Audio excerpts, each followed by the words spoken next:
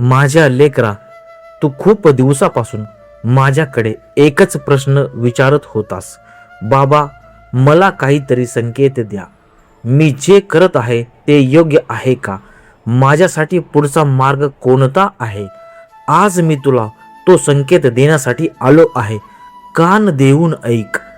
जर तुझ्या आयुष्यात सध्या अडचणी वाढल्या असतील, लोकांनी साथ सोडली असेल आणि प्रत्येक वाट बंद झाल्यासारखे वाटत असेल, तर समज हा तुझा अंत नाही, तर हा एका नव्या सुरुवातीचा संकेत आहे.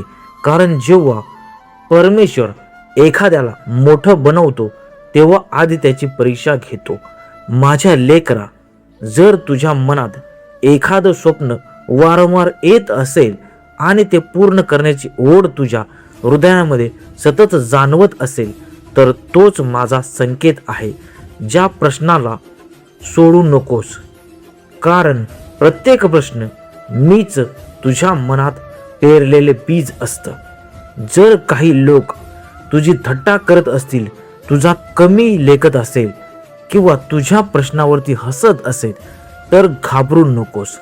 कारण जग नेहमी उगवत्या सूर्यालाच नमस्कार करतं.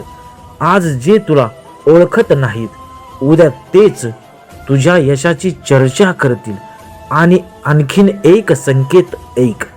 जर एखादं दार तुझ्यासाठी बंद झालं असेल, तर त्यामागे रडत बसू नकोस. मी तुझ्यासाठी त्याहूनही मोठं दार उघडण्याची तयारी करत आहे. तू फक्त विश्वास ठेव. कधी कधी विलंब हा नकार नसतो, तर योग्य वेळेची वाट पाहणारा आशीर्वाद असतो. माझ्या लाडक्या लेकरा, आज तू हा संदेश ऐकत आहेस हे देखील एक योगायोग नाही. कदाचित तू खूप दिवसापासून उत्तर शोधत होतास. आज मी तुला सांगायला आलो आहे, हार मानू नकोस.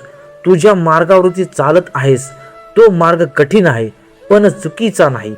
थोडं अजून चल, थोडा अजून संयम ठेव, कारण तुझ्या आयुष्यातील सर्वात सुंदर क्षण आता फार दूर नाही. हा माझा संकेत आहे.